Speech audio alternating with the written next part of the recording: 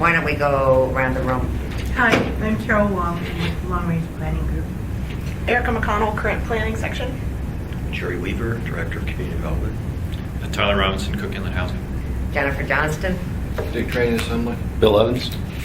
So, and my thought on this, the twofold for today's meeting, one was, of course, was the Sean Dubenhan, and as I said, when I originally thought of this, is we were going to tour his facility. But, so, the other aspect of this is Erica had the 2 days of sessions. And that's where I was going to start. with what the obvious fix to multi-residentials that came from that 2 days of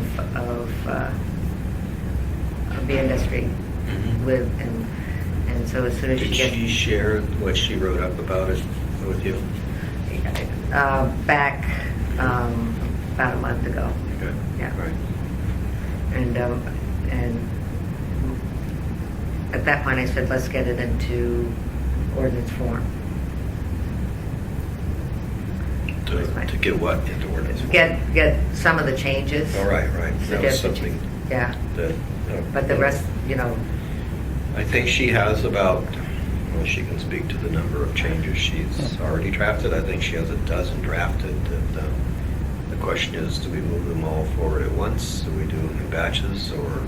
okay. And my intent through the committee, once you hear, and if you agree, that we just move them as we get them. And so that first batch, I'm ready to go with them, if the committee's ready to go with them, and introduce the ordinance.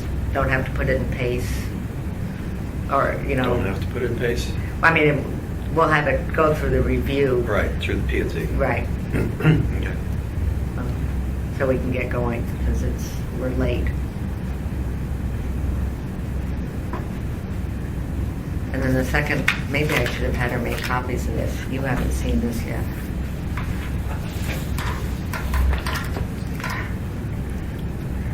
So you haven't been able to go through the Sean stuff, and I'll have to share it with you too, so you can see what did he share it with you? No, I mean, I've had, I think, a conversation where he sort of detailed some of his differences or his analysis. It's pretty straightforward. When Tom Davis gets here, we can lay the plans out, and it's very easy to go through, and it won't take much time to kind of sort those issues out. One of the big things that we found in his project, his window issue, he had a window issue with percentage-wise.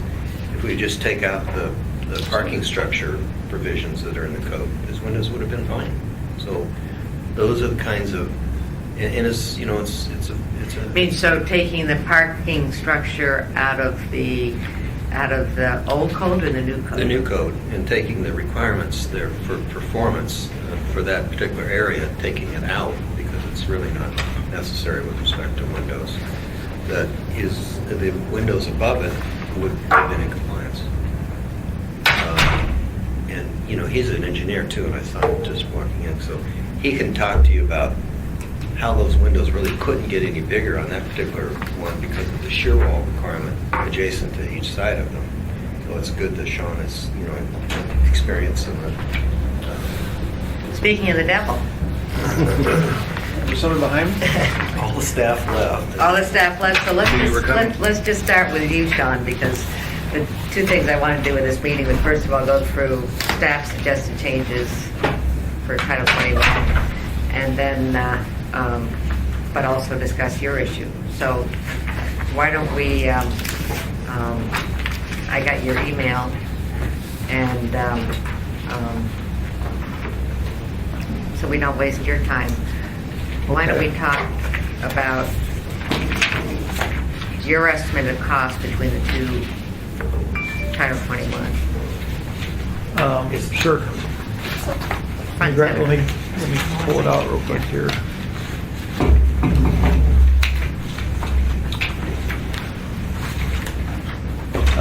So basically what I did, for those who don't know, is I took our most recently completed multifamily development that we did, which is the residence at Northwood, and the first phase was 27-unit apartment complex.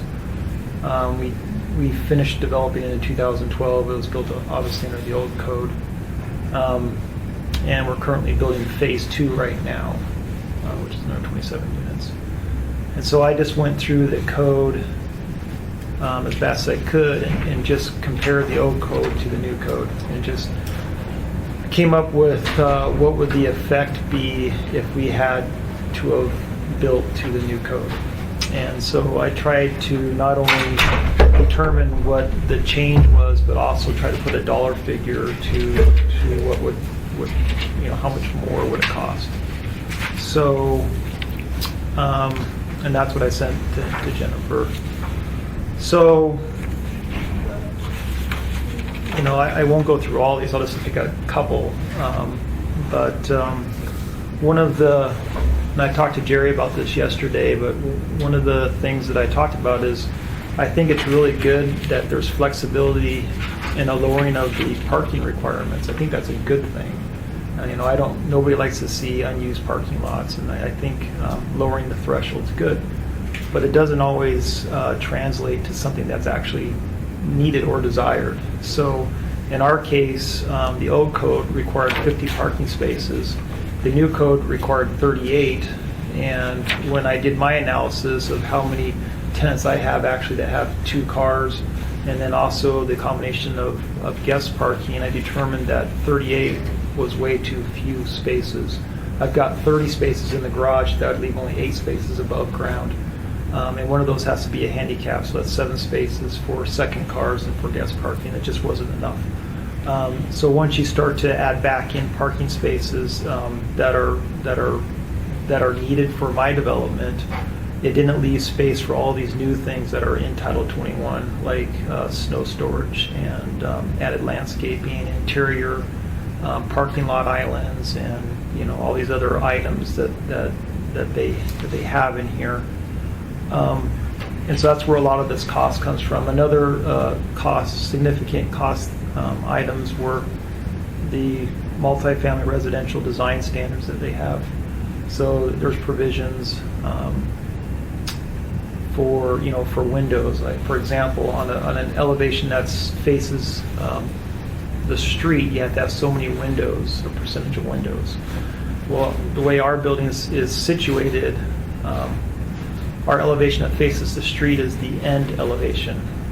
So the building sits so it's facing interior not towards the street. And so because of that, it's difficult to get enough windows in there, and in order to do that, it was a pretty significant cost increase to increase some shear walls and to add windows to that elevation.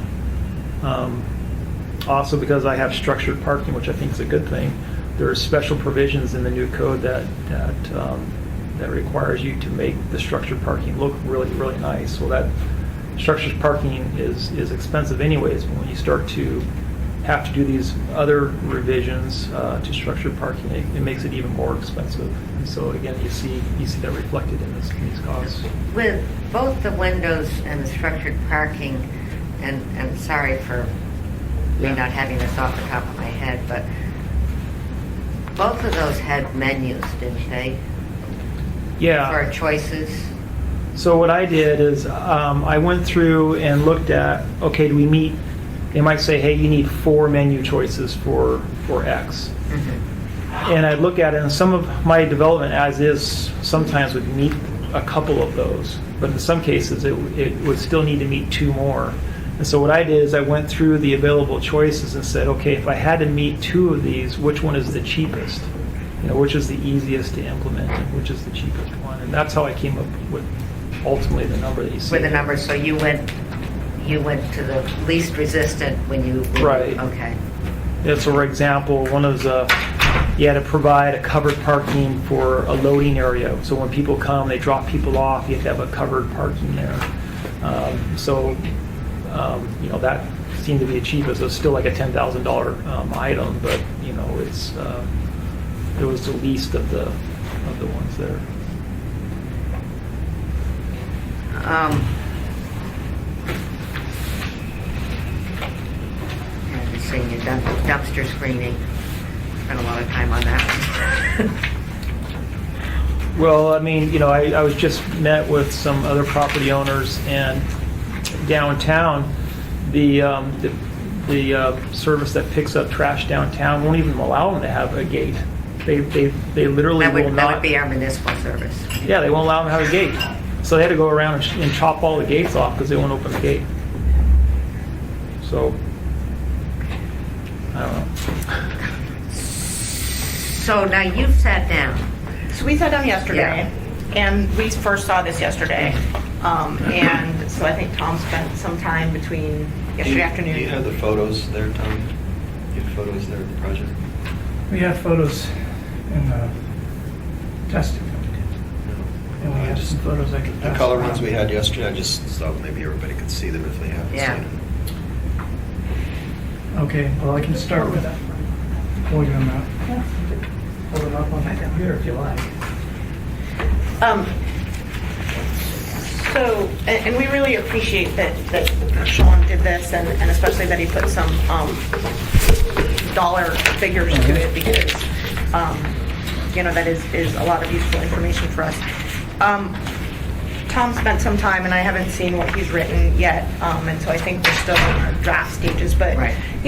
We don't agree that everything that Sean concluded was required would have been required, and that's kind of one of the things that we use pre-application meetings for, is to talk through a project and say, okay, yeah, this applies and this doesn't apply, and so we didn't really have a chance yesterday to go through his analysis in detail to say why we didn't agree that a certain thing would be required, and so I don't know if today's how you want to spend Yeah, the time. I know, but I mean, doing that, but Yeah, I but- want the opportunity to go through this, because as we hear issues, and I think particularly those that didn't sit through 6 or 7 years of Title 21 rewrite, to figure out, to sort of get in our own mind, policy-wise, where we want to go and how do you want to fix it, and if fixing it here then does a blimp out over here, we need to be, so the more information everybody has, the better, from all sides. Sure. And so I would have no problem, if you guys have no problem going through this and getting a response, because I think it's a good exercise. Part of the problem is the information is overwhelming. I mean, there's so much here.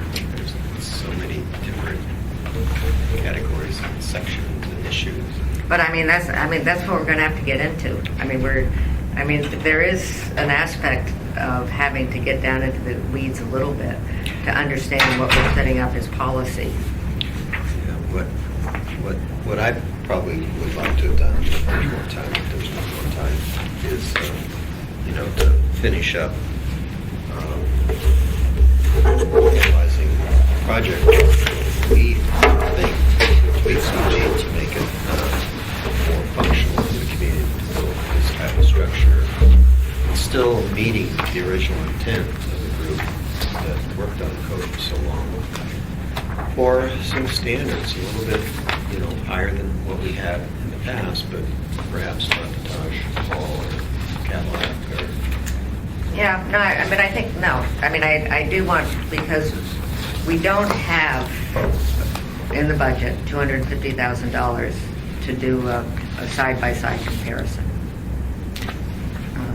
And so I think for a committee if we're going to make legislative decisions on how to approach this, not that I don't trust staff, but I think it's a learning experience that we all need to go through in some respects to make sure that, We could go because a through- lot of legislation is done emotionally. And I think it's, it's better to have as much information as possible. We could go through Yeah. these issues one by one. And if that's, yeah. To do it. So, Tom, Sure, how would you sort of walk through these? Basically, the summary of what we determined would be impacts of the new Title 21 appears on page 2 of the memo. Page 2 just highlights those areas where... I'm sorry. Did Which one was that? Pass- You know, I also I got have two. more copies on the hopper I can Do you, get. do you have the plans there? We can put them out, even though those plans are old plans, you at least can see the first building. Is it in here?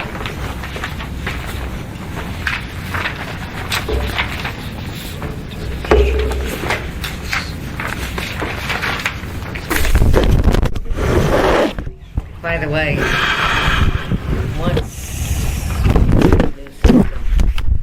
any developer will not have to do more than one of these, hopefully. Because whenever there's a new, as you go back to the drawing board, they have to do a full packet like this each time. I saw Sean in this morning. I'm assuming you're working, following up on your present building. We are, yeah, it was just a pre-construction. Did that go well? Yeah, yeah, we talked about fire ratings. So this is the building we're talking about here, and, or I'm sorry, right here. So you can see, I think it's this parcel here. You really originally wanted to create 3, but for financing purposes, you couldn't get there to create individual parcels for each building. So you started with this one. This is where the snow storage is. It's both, the present project both has the open space, the required open space in here, which is used for snow storage as well. I think it can use up to 50% of it for snow storage. Under the old code, it's Under the old 100%. code, Old code it's is 100%. standard. Under the new code, what percentage? At one point, it was 50%. I couldn't find it yesterday. But Yeah. that really is the crux. I mean, that's the biggest crux when you look at Sean's numbers.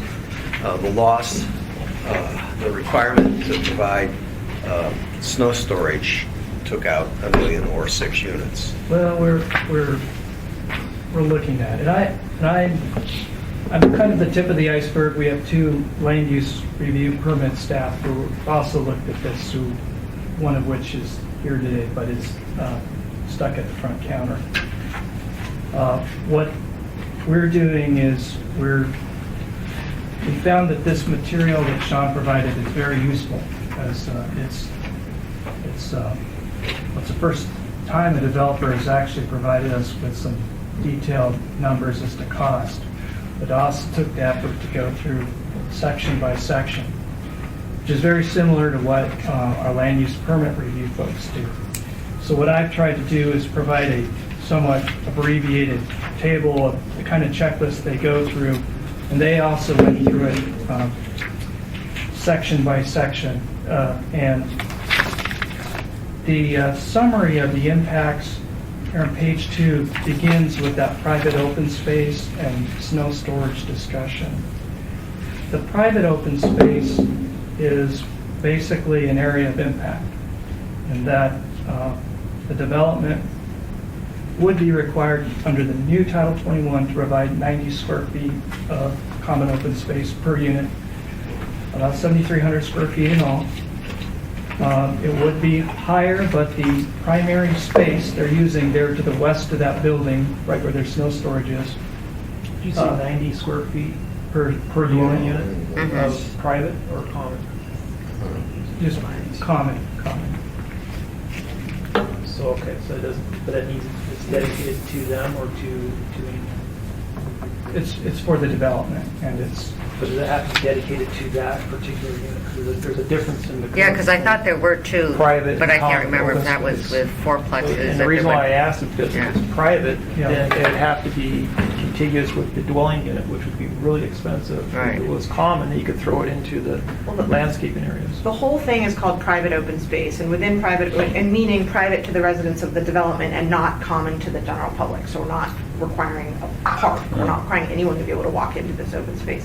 Within that, there's private individual open space and common open Right. space. Right. And so and I'm sorry, I was reading something when Tom was speaking, but depending on the district, some districts have the requirement for some of the, at least half of the open space to be common. It can all be common, but at least half of it has to be common to all the residents. So to provide, areas for children to play and stuff like that. But some of it can be private to the units, such as for townhouses, backyards or balconies, those sorts of things. But Yeah, I thought we So had that's a the difference, distinction. up to fourplexes, there had to be a certain amount of private, and then with the multi. But it can be common for the multi. So for the, Right. you'll know, for RO, it has to be 50% has to be private, and Private. 50% is common. And so when you take 50%, that's 60 square feet times 27 dwelling units, And that has that's to be private to the dwelling unit. $260,000. Yeah, that's private to the dwelling unit. Yeah, we didn't see that. I guess that's where you probably have to point. I mean, I us remember to we had that long discussions about requirement, it. Because we Well- don't see that half of it has to be private to individual units. Well, I didn't bring the code, but if you look at our 210703 private open space, it's pretty clear. You'll see that there's a private open space and there's a common private open space. For the RO district, it's 120 square feet. So in RO, it's 120 square feet so there's something specific to townhouse, and it says for other building types, at least half of the private open space shall be shared in common among the units. So 100% can be shared in common among the units, but at least 50% has to be shared in common among the units. So we never require a certain amount to be individual, to be to the individual dwelling unit. When there's a requirement of how the open space has to be provided, it's in the RO, in the R4, the R4A, and the R3, at least half has to be shared in common, but all of it All of it can be shared in common. Okay. Yeah, Does that make see it? I don't know. So that gives you far more flexibility. That gives you more, but, well, I don't know. I mean, I reread that several times, and Yeah. I would have to look at the code and see, but I You mean, read it that's. differently, Sean? Are you reading it differently than she is? I don't know, I haven't read it. Maybe. We said you read it numerous times. I did, yeah, I did. He's going to read it with new eyes. I like Erica's Definition. definition for multi. I mean, I recall last time, we even had the issue, since we do primarily rental projects, we even had the issue on townhouses. We don't really Yeah. want any of it to be private per se. We want it all to be, See, common, that if was, you will. I remember, I think it was up to a fourplex, it had to be private per se.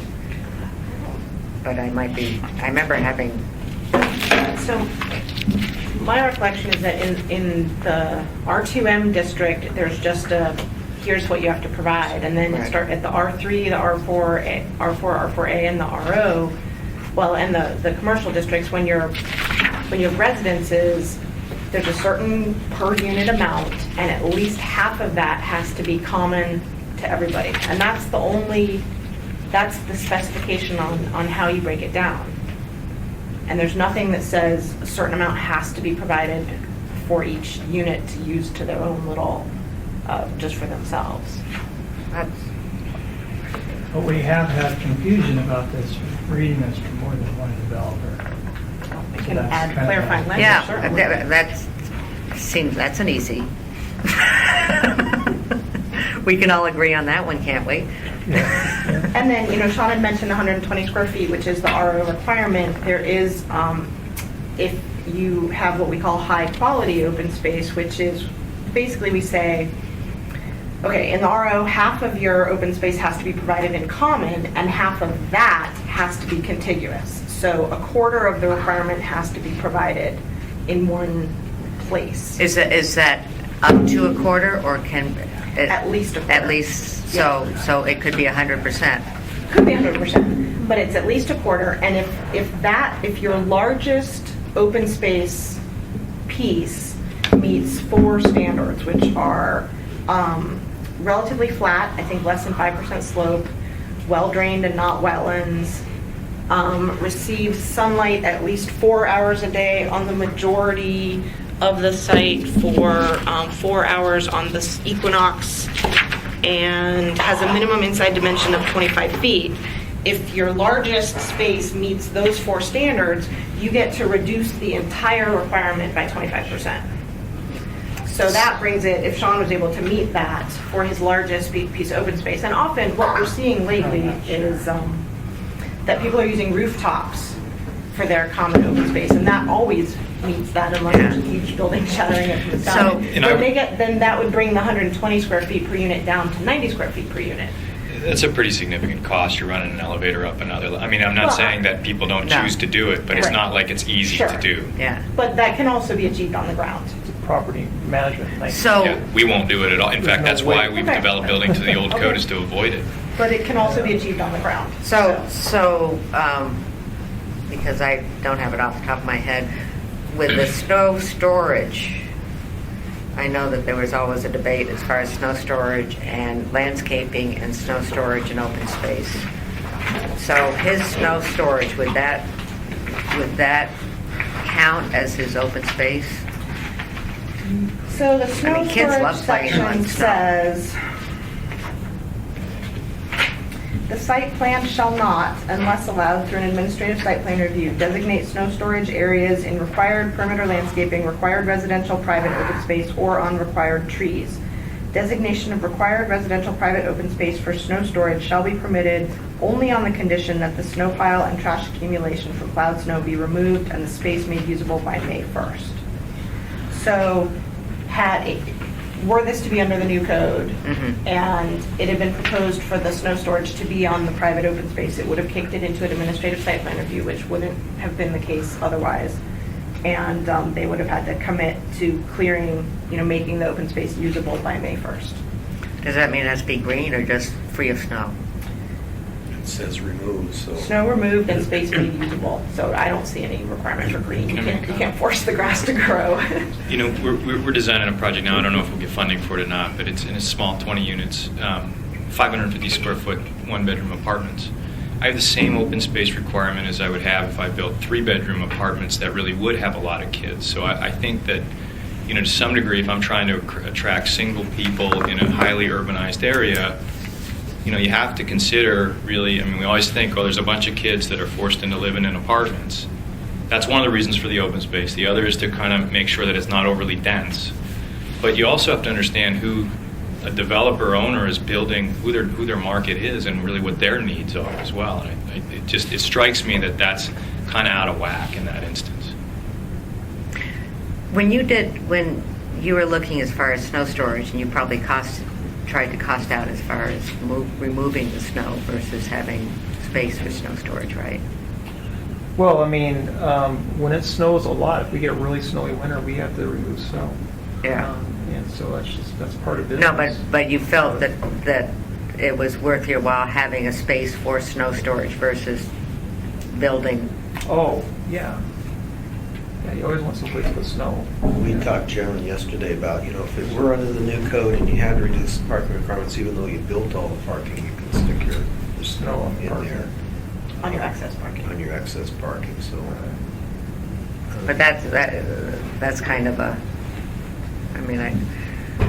Well, in this case, instead of putting it here, I would have to put it on the parking spaces. I'd much rather put it on the green space, to be honest. Truth be told, if this were to go into effect, most of the people put it on the green space anyways, even if it was in the code and said you couldn't put it on So the we green get back to space. the point, originally the snow removal requirement kicked in because the majority of the people were pushing the snow into the required landscaping and killing the landscaping in, pushing it into required parking, that all property owners operate a little bit differently. Some are quicker than others to respond to that issue, but we did hear from the commercial side, hey, when it gets too much and we've got it on required parking, we'll just remove it. You indicated that yesterday too. If you get too much there, that you would remove it. So the question is, the requirement for snow storage was to keep it out of the required landscaping, and that's how we came to those numbers. Whether the numbers are good or not with respect to open space, I think they were probably the minimal amount. So it's kind of hard to make the argument that even though we've got 500 square foot units, it shouldn't apply to us, because it really should apply to the 3-bedroom units. So we just, the kids, people, they need to have some area on the exterior. If that's our community standard. If it's not our community standard, we don't have it. At one point, we played around. We considered gauging the amount of open space required, kind of like we do with parking, a number of bedrooms. Mhm. And at some point, we determined we were getting too complicated. Yeah, no, And so it's simpler, but it's sort of parking a is by context. bedrooms. The context matters, right? I mean, in this case, Sean has a pretty, you have a pretty big site to sort of work with from the beginning. And this gets even harder if you're on a little smaller infill lot. You need 25-foot minimal dimensions. I mean, but maybe you're in a more urbanized area and people are trading off. I mean, they're making decisions on where they want to live and what's more important to them. And that's sort of my problem. Is it forces everyone into the same kind of set. I know there are Same choices, box. but the context can be very, very different within the bowl.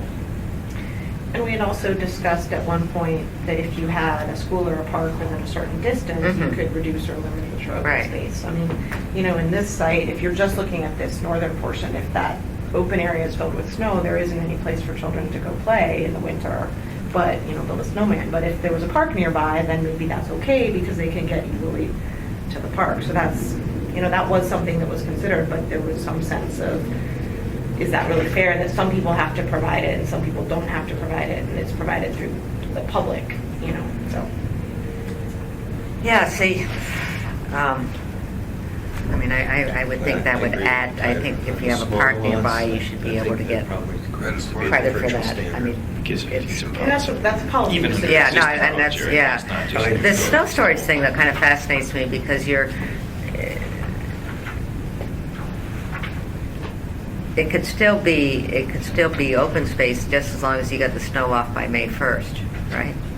Well, that's assuming it'd be approved administratively. Yeah. And that's another question that the development community has concern with. We have a lot of administrative prerogative in Right. there, and the question is, as Sean brought up yesterday, well, we're not sure that we'll consistently be able to get that administrative prerogative depending on who's making those decisions and what day.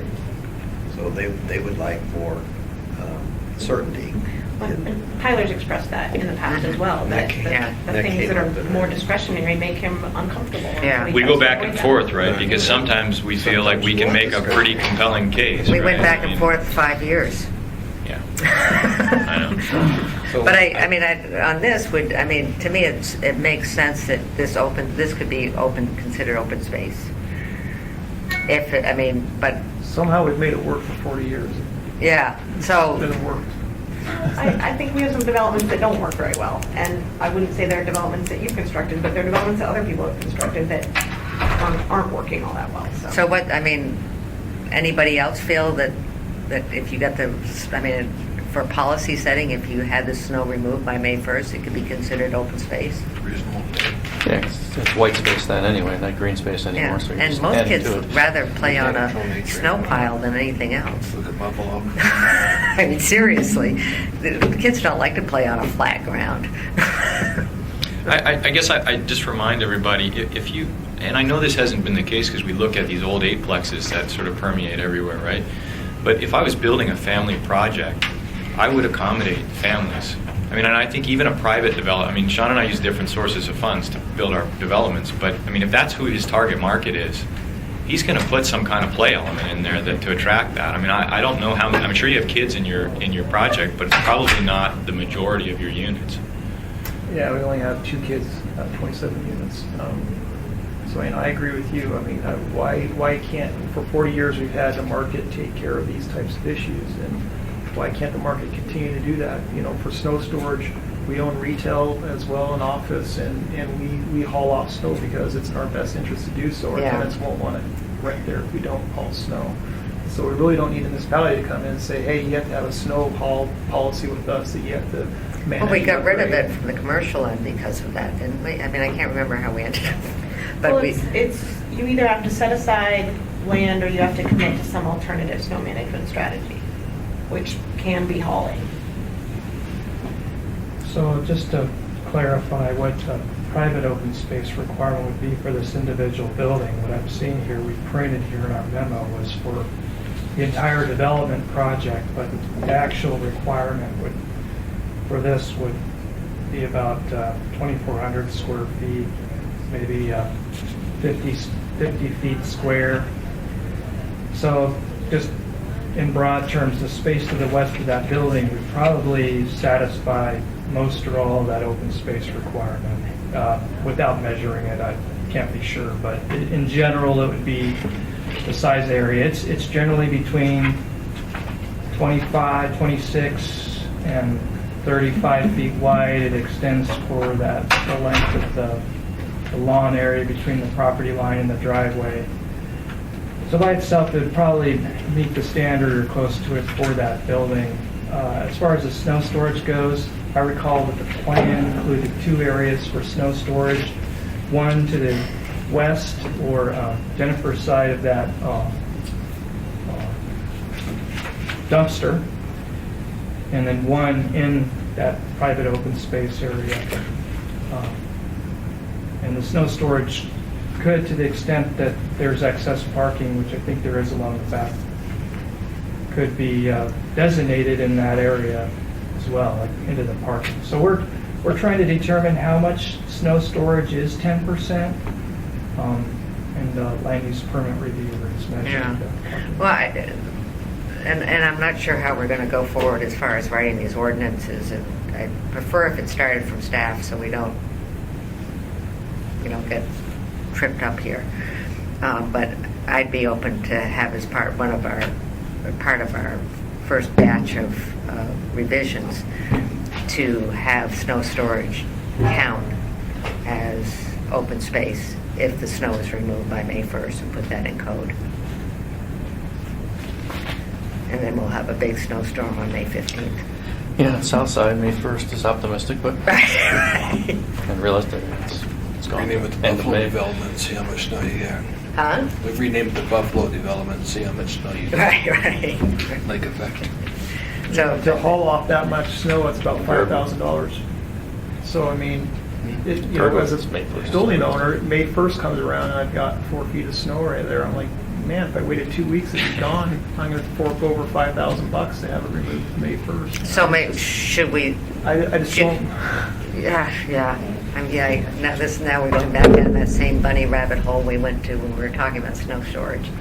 We can look at the historic data as to when there's snow. I think, The way that is. we bounced around between May 1st and June 1st. Why, Or why have a date at all? Just say, the snow melts, I mean, obviously if you store it up high 10 feet, it's, a month longer before it's gone, but it's Anchorage, I don't know. Having snow in the open space, whether there's a problem. I'm open to that, just saying snow storage can be, open space can be used for snow storage. But now year round. I want to make sure they clean it up at some point in time. Well, the snow goes away. I Snow know, goes but- away and then you clean it. But I can show you snow development that it stays there forever.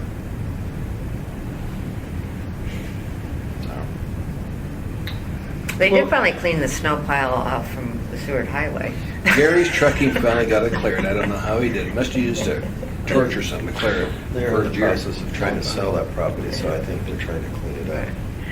So, I guess, you're almost talking an aesthetic quality for the open space, in a sense. What is the requirement for this open space in July? What's it supposed to look like?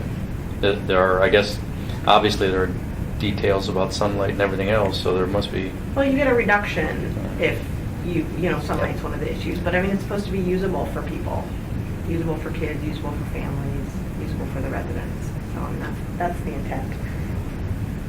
But we don't require it to be a field. It can't have trees and shrubs. It can have play equipment. A certain portion of it can be developed with active recreation uses. So, we don't see that with residential multifamily so much, but like there's a church developing soccer fields, and some of that can count for the required open space.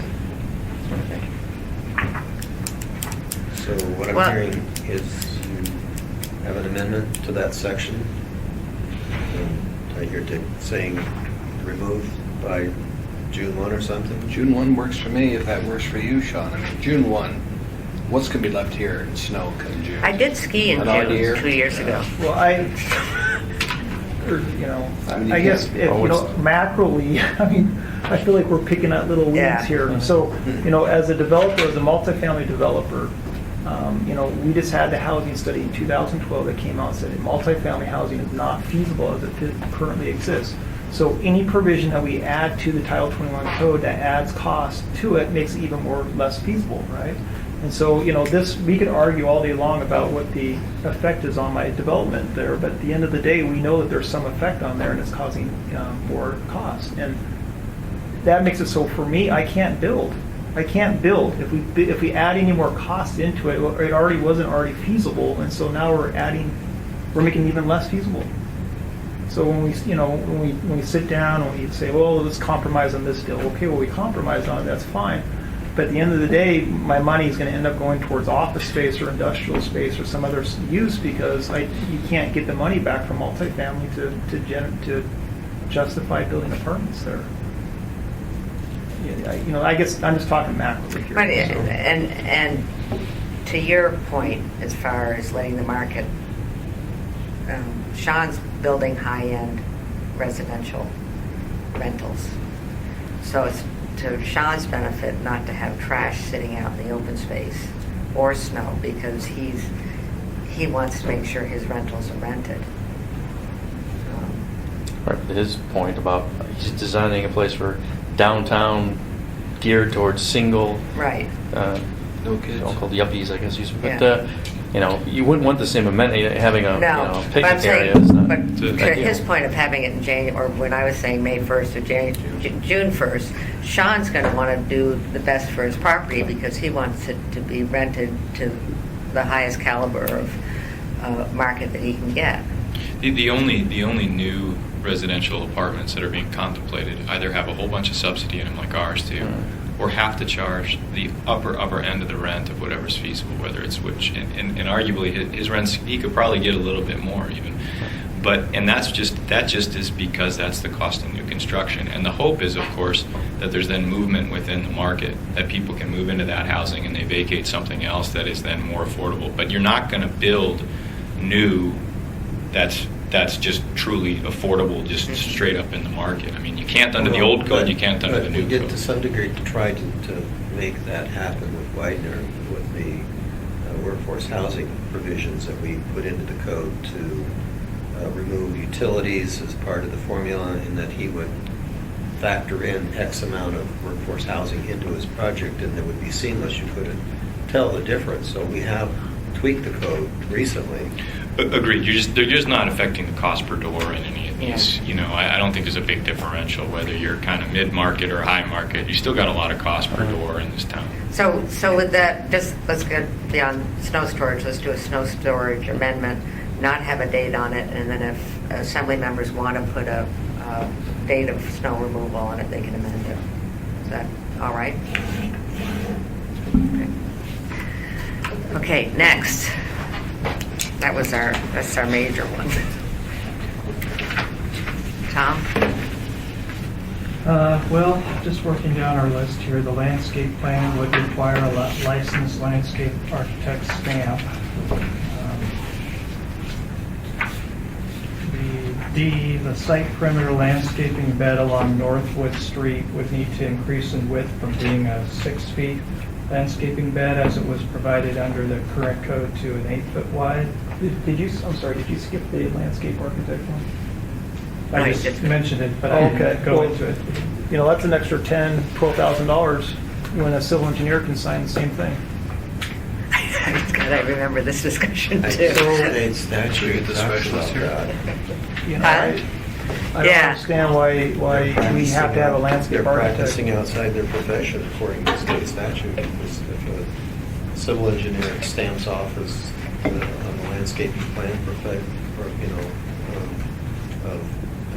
it's outside their area of expertise. Didn't we, I thought with the landscape plans, we gave some flexibility. It didn't have to be a landscape architect, but it could be a horticulturist or Yeah, there was something you plugged in. We there. talked about it. talked Did we about end up not I don't doing know it? if we ever got Licensed landscape architect registered by the state. I mean, the point is that the landscaping should be designed by a landscape architect when a project gets to a certain size. An engineer can stamp it, but And that came what from we're the- finding is that engineers aren't necessarily Looking from the landscape architect. Yeah. What if it's a fourplex? I mean, what if it's a fourplex and it's a standard lot again and again, and you build 8 of them, and you got to Where's get the size threshold there, guys? Yeah, because I thought we gave There flexibility. was a size threshold. Yeah. Except for lots where there's a single principal structure containing between 1 and 4 dwelling units, and any development of a single principal structure where the sum of the required perimeter and parking lot landscaping is less than 1,000 square feet. So those are the exceptions. Well, you know, there's always a justification for every cost. The question is do we want to, that's just $10,000 more that we just added to the development costs just because we want a landscape architect to sign it at the end of the day. And there's tons of those. There's little ones like this all over this code, you know. You get 10 of those, that's $100,000 right there. Well, what we found is that these items on this one page were the items where there were impacts. And I think it's good to go back and reconsider this. But I think procedurally wise, I think this landscape architect requirement was the result of a lot of process with the landscape architect community. No, I And a remember compromise the came process. in there, and it, Well, I'm Yeah. sure they wanted. Yeah. That makes a lot of Well, sense. they brought state statute and said, the state statute said, to practice landscape architecture, you have to be a landscape architect. And they bring a lot of knowledge about, what are the appropriate plants for the area and how to plant them. I mean, maybe it saves you money in the long run in terms of survivability of the plants too. But Yeah, I do plants, think that's a lot of plants for $10,000. when we have the smaller developments, prescriptive standards really should be perfectly fine. Yeah, I mean, you guys call out how many trees and shrubs per lineal foot. I mean, it's not like it's rocket science. I mean, come on. Have you dealt with it, Tyler? Well, I just think it's sort of a scale thing. I mean, we beat up our landscape architects pretty good on our big projects because it is something that as you get down the project that you have at the end to make a project work. I mean, it's no different than reducing window sizes or whatever. We employ an A&E firm that generally has a sub to a landscape architect. That's a different approach than how Sean has approached his projects. I think on the smaller lots, there's not a lot of opportunities of where you're gonna put the landscaping. So I think that I don't have a big issue in this other than the overall land. I'm still trying to get a handle on the overall landscaping requirements, and I don't have a good feel for it because it's all within the whole site. Okay, keep going unless I hear. On, along Northwood Street, and Sean found this as well, that L1 visual landscaping is required in the new code along Northwood. And to provide enough space for trees, being part of that, the width is increased of the landscaping bed from 6 to 8 feet.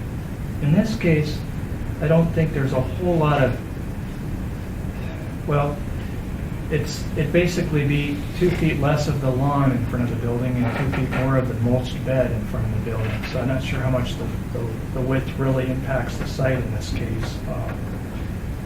But the probably be a greater requirement for the caliper of the materials, some of the materials than were required in the current code. We're still looking at how frequently the trees and shrubs would be required under the new code. Those might be. Does this overlap the utility easement, Sean? Do you have a utility there as well? Yeah, we have utilities here in the back. So that landscaping provision overlaps the utility easement. I mean, isn't it already dedicated? What's the width of it? Is it just 10 feet for the utilities? It's 10 on the back side, and here it's something. But he's only got this along Northwood, but the structured parking says that you have to have L1 landscaping all the way around it. We'll get there. Okay.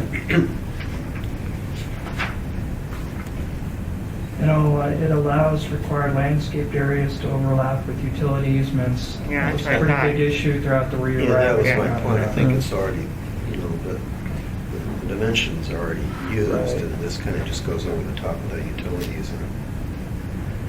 Okay, so next. So, let's see here.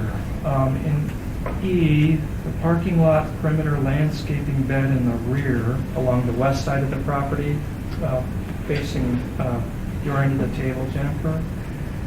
It would need to increase from 10 feet to 15 feet wide in order to meet the residential buffering, the buffer landscaping standards. So And is this added because you had to add the additional parking?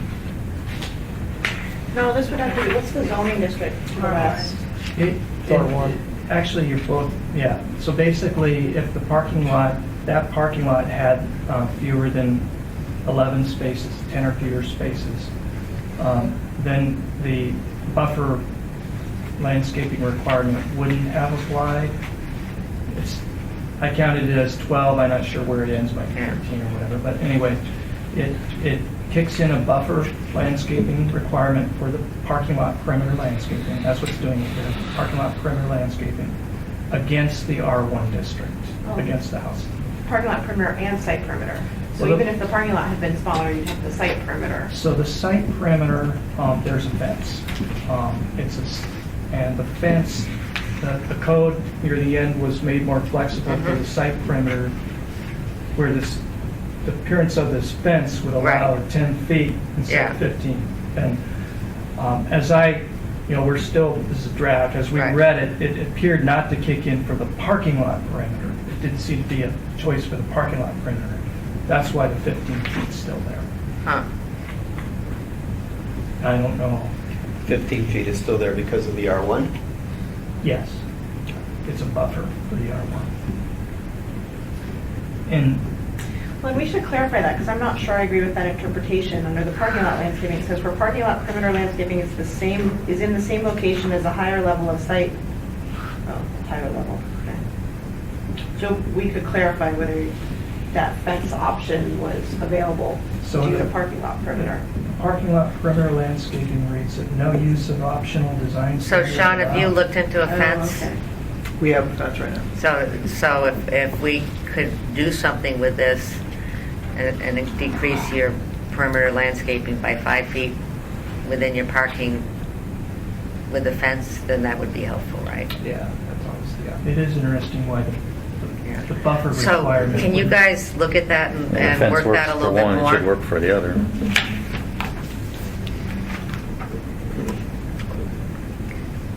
Okay, next. We've kind of covered density of tree and shrub plantings. We're still reviewing that, but generally the new code kind of kicked it up a notch, and I'm not sure how many that translated to. We're still working that out. We did find that according to the plans, the deciduous plantings, their tree caliper sizes, their deciduous tree and deciduous shrub sizes complied as is. It's just the evergreen plantings, they need to kick the trees up a foot and the shrubs slightly larger. So it's asking for a notch higher in terms of the evergreens than what. And then, of course, it provides shade that then takes the sun away. Well, I think it has more to do, it isn't the mature size, it's more the planting size. I And the know, idea is, but it's, it's a, when we I think talk it's a survivability thing. Yeah, I know, but then they do grow. But remember, it's intended to provide a buffer. Right, right, So- yeah.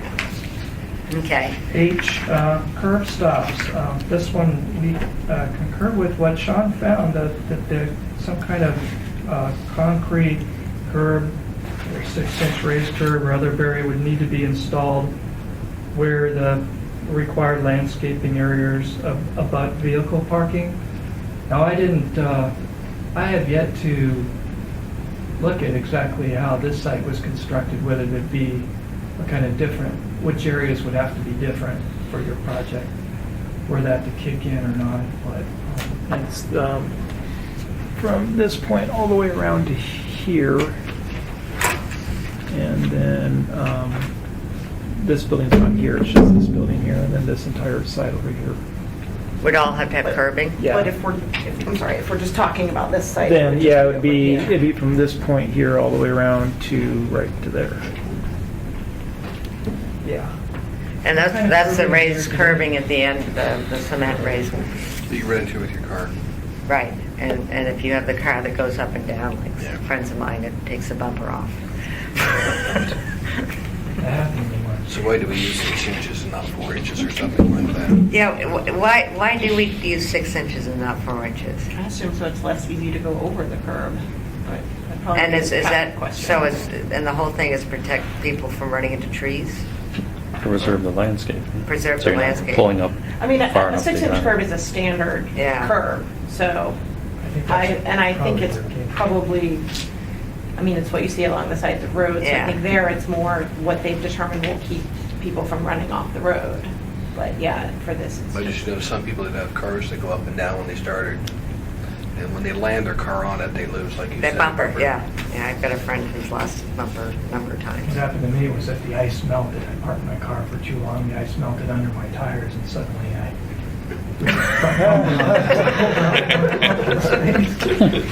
I don't, this,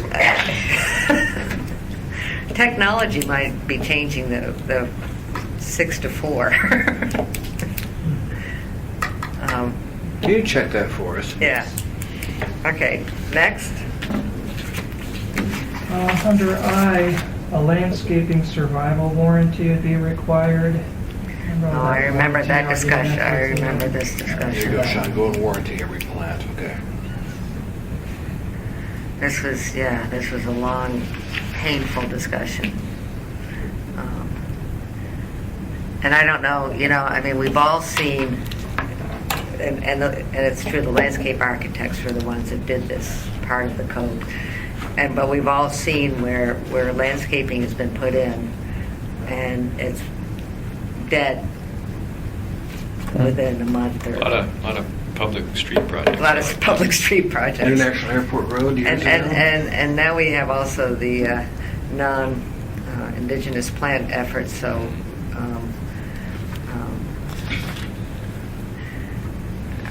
I do think we need to look at this. I don't know what the answer is. To me, the answer is if the landscaping is required, then it's required. And the private individual may decide to warranty it for their own good, but otherwise it's a code issue if it's not there down the road. I Then mean, the this code, is just an add. yeah. I mean, it's either required whether you have a warranty or not, so the requirement doesn't go away. I think what's different about landscaping is that if it's not put in correctly, it dies. And what I recall being told by the landscape architect community is that, it's that first year or two where you kind of see that. And, if it survives that long, it's going to survive till someone puts a snow pile on it or something. But, so the idea is that because it's, it's not a building, it's not a permanent structure, it's that first couple of years determines its survivability. I'm not explaining it well I because I think know that there's a lot went of back debate. to by more why the experts. landscape architects felt strongly, again, why, their stamp was required in these plans, that they said there's a lot of people out there installing landscaping that don't really, haven't been too skilled in it, that maybe this would help get the soils type, plant types that maybe the survivability would be better. I think that was kind of done. So Nick? Gary, do we then take over the warranty and make the landscape architect who stamps on it, they cover the cost of replacing the plant? Or is Sean going to have to? Well, the problem for that guy is that he's not necessarily the guy that installs it. The guy that installs it doesn't carry out his plans properly. He's, And then it becomes an enforcement issue, and enforcement's just pretty much complaint driven, No, the right,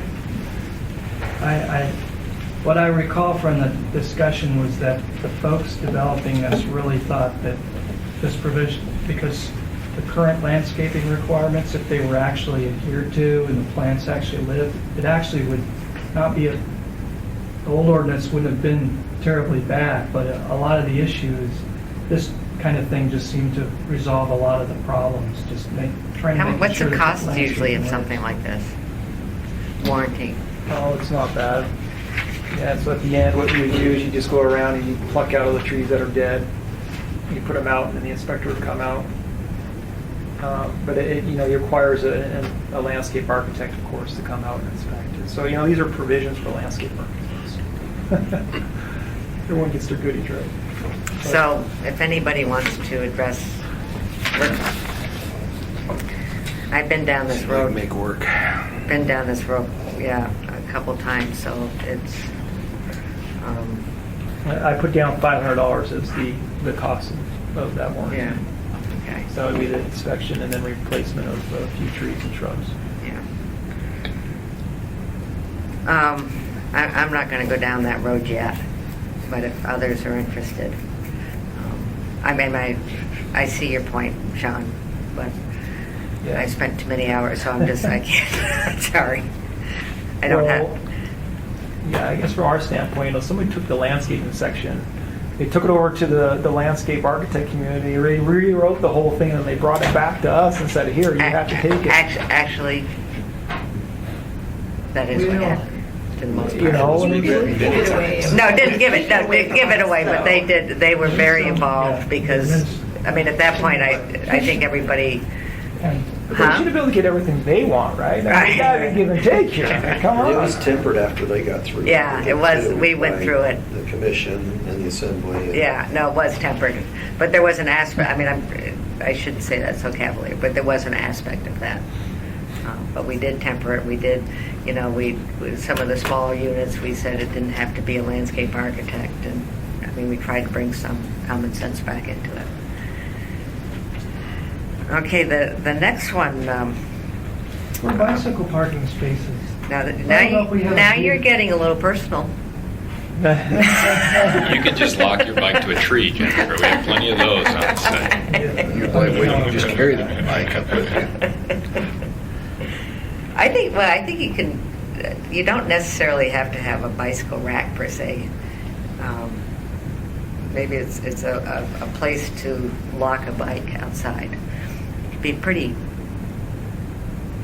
and I've seen some pretty innovative features that could be, Yeah, you can make them look cool. I mean, there's a cost to it. But I mean, where do your tenants put they put them in the They put 'em in downstairs? the garage, yeah.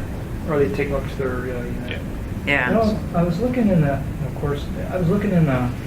garage plan, the floor plan for the garage in there, and it looked like there were a couple of parking spaces that you couldn't count or use as parking spaces because they're off in the corner or something. Right, you have to be able to back up into them. And I was wondering, you know, if you are allowed to put these in the garage, if there is unused space like that, it'd just be a matter of, you know, using that space. You know, 6 foot long, 2 foot wide, you know, parking spots for the bike. You could get 4 spaces in, you know, in just one of those parking spaces. And then you've got your, you know, your ready-made covered garage So space. the reason why we had to have spaces that you couldn't use is because in order to get into the space that's opposite it, they have to be able to back up into that space and pull out. So you can't put anything in that space. I see. Oh, so that wouldn't work. Yeah, you know, and it's about, It's a lot of crash it's like bikes. $30,000 a space for structured Yeah. parking space. And Yeah. it's You put them expensive. outside before you put them in the garage. Yeah, Yeah. definitely put them outside before I put them down in the garage. But then there just wasn't space, so that was the, I mean, seriously, for the market you're renting to, because you're on your way to Kincaid, and I mean, I just think that bicycles are. yeah, so so what happens, the kids' bikes stay in the garage and the nice bikes go up into their unit. Mhm. There's no way they're gonna put them outside in a bike Right, rack. no. There's- Right. No, that's just for visitors. Yeah, so yeah. So And if we you have, had healthy, Where do the kids' bikes go in the garage? just in front of it, so a 20-foot stall is a Uh-huh. required stall. You know, cars aren't 20 feet long, they're more like 16 feet long. So it's about 4 feet in front.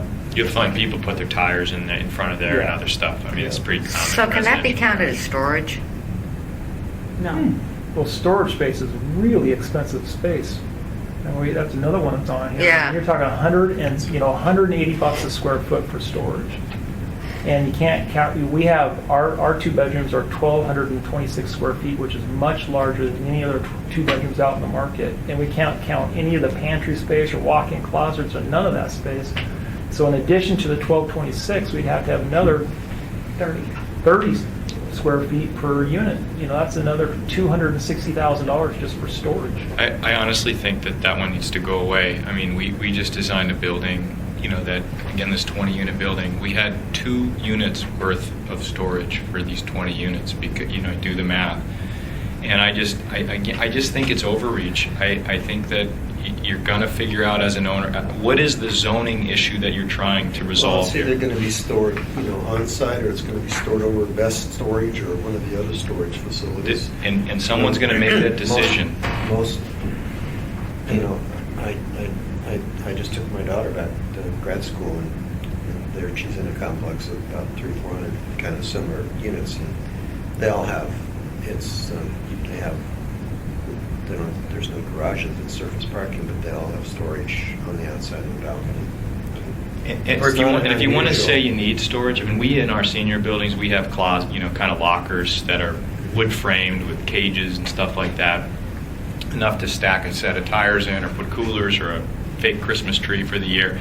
30 square feet is a significant amount of room that costs, if you're lucky, $150 a foot, but you're more likely $200 That a is a foot. pretty high number, because, the analogy I was just talking about in Ann's place, that it's on the deck and it's, probably 4 square feet. Yeah, they're little closets. I mean, that is typical. But I don't care Is where that you're. required by the zoning there, or is that the developer's own It was decision? required by the I zoning. don't know, we're, and I just think back to my own experience back in the apartment living days, and it always seems like there was a storage space available.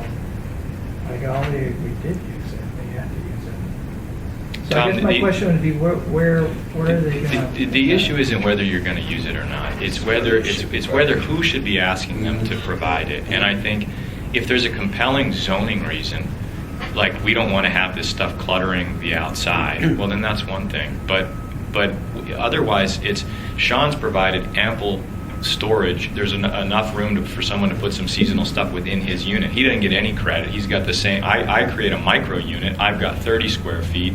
I'm arguing that if it's really an affordability issue and that person really feels like they need that extra storage, then they ought to pay for it. I can't monetize that in any way, and they pay for it. Or family too. If they want to pay for it, go to the Matt Bobich special and get a storage bin. My first apartment here had 1 room and a kitchen and a bathroom, and I was making $7 an hour in a retail store. Yeah. I couldn't afford anything better than this 1 room with a kitchen and a bathroom. Yeah. It was a walk-up. It didn't have any storage. What do I do with my tires? You What do I do make with my choices, bike? Erica. You make choices in the marketplace, and there's going to be a different variety of amenities that you're going to have to make. But because I'm young and because I had a not very But is good that a job, zoning issue, though? I That's think not a it's zoning quality of issue. life issue, and I think But it's that's a- not what we're talking. We're doing zoning Most code. other though. jurisdictions, storage facilities have just gone exponentially preserved. And most other jurisdictions, when you drive to other communities, storage facilities are running rampant everywhere. So there is a need. The question is, should we do the social engineering to allow some of it to go on site for convenience or Or not? the social engineering to push it Right. offsite. I mean, But either way, it's even, social but engineering. even, right now, it's 100 square feet, right, 30 square feet per unit. per unit. I think one thing that you kind of miss too is that the cost to do construction in Alaska is way more. So let's say we do it down in Texas where it's Yeah, $30 a right. square foot. Yeah, you're right. You can very easily put storage into a development like that. That's not a big deal. But when you're paying $200 a square foot to develop Right. something, and again, that's not feasible. Okay, that's feasible for Tyler, but that's not feasible for me. Mhm. That's But- $260,000 you're adding to a project. And that's make or break right there. And what I don't get is why you can't use the front end of your parking space. Because it's required parking and it's a parking stall, and that's the Yeah. standard dimension of the parking code. So we'll For- probably for the technically not structure, supposed to do because that. Just some people go- have go- long pickup trucks that. Go to Sean's development today, the existing building, and tell me what the problem is as you see it from the outside, where there's a storage issue spilling over into the public realm. There isn't any. I mean, that's really, that coupled with the cost, But we can't make decisions based on one development. We have to look at That's what all we're doing sorts here of- today, though. Well, and I'm not sure, Right. but we have to think about all the possibilities. well, I think, exactly. And I think all the possibilities to me indicate that 30 square feet per unit is not applicable to every possible development scenario out there. So, my question with the 30 square feet per unit, can you do a common storage area and have that count?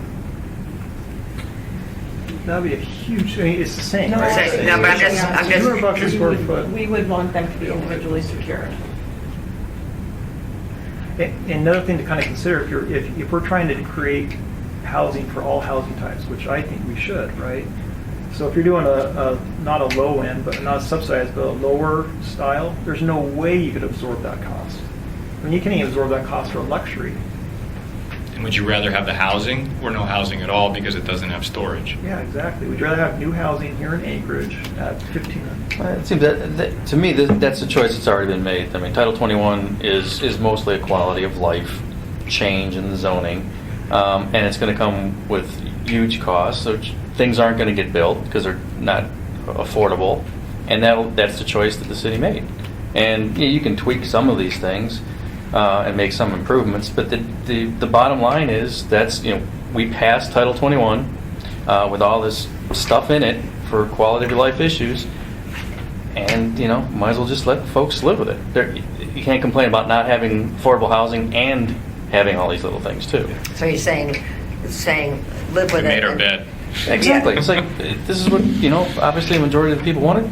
I just have to respond to that. We did an extensive economic impact analysis, and one of the reasons why Tyler's group is holding its nose and, I don't want to speak for you, but holding its nose and going through this design standards is because for many developments, it may not apply much to Sean's, the parking needs are so much less than the current code.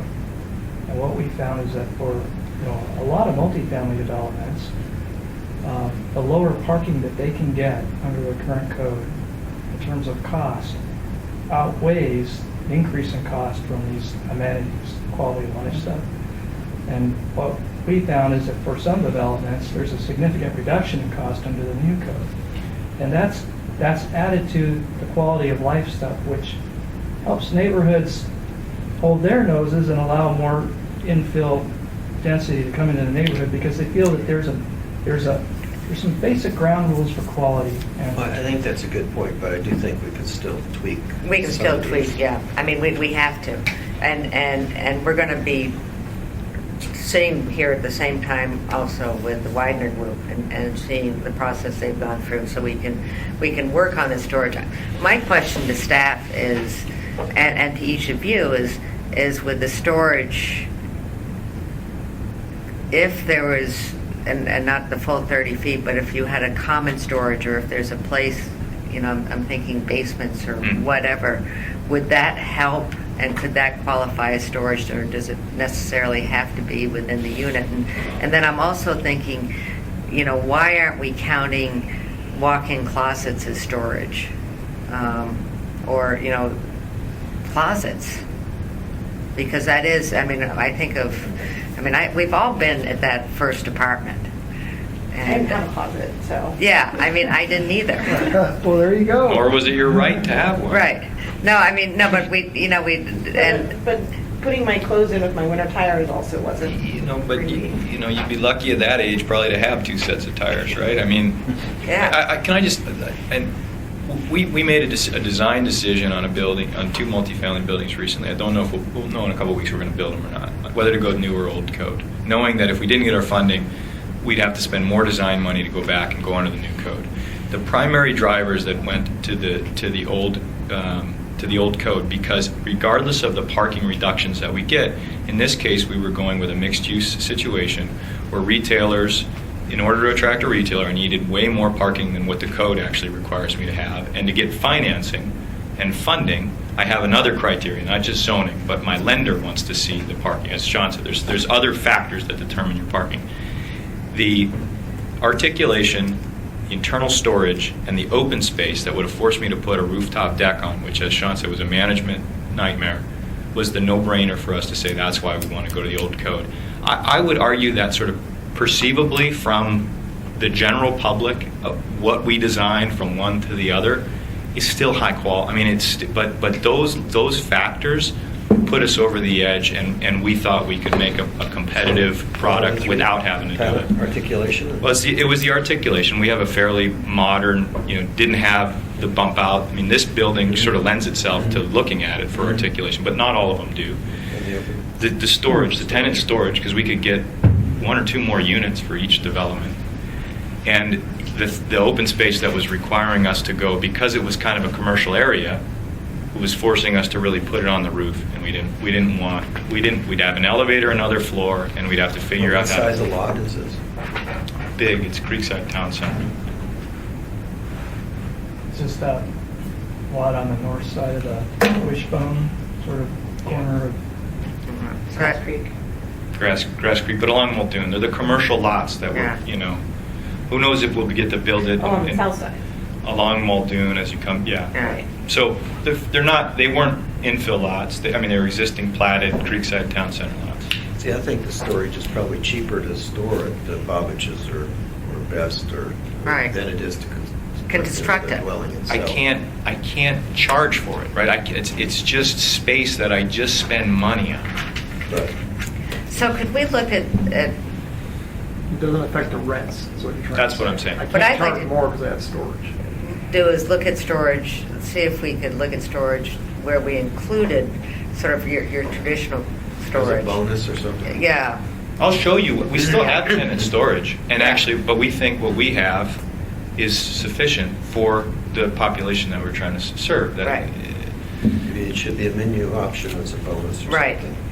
Maybe it should just say have some tenant storage. That's good clarity. I mean, I'm trying to. We could argue about that all day long. you know what though? Not Just have a but requirement that for doesn't have what that. is it? What is it for? Is it Bicycles and tires and Okay, so I have things a- like that, outdoor stuff. Your kayak. Your kayak, yeah. I've just Yeah. reduced my parking way down because it's a senior development, so we've already determined that half or fewer people drive, but I need a place for them to store their tires. The oxygen tanks. That's right. Anyway, I mean, the reason we get, kind of excited about it is because it's a real issue, and I honestly And- think it's an overreach. and one of and Erica, you said it wouldn't work, a storage that's over a parking spot would not work. Well, if you're not able-bodied, you can't get in, you can't get stuff in and out of it, so I'm not sure it's practical.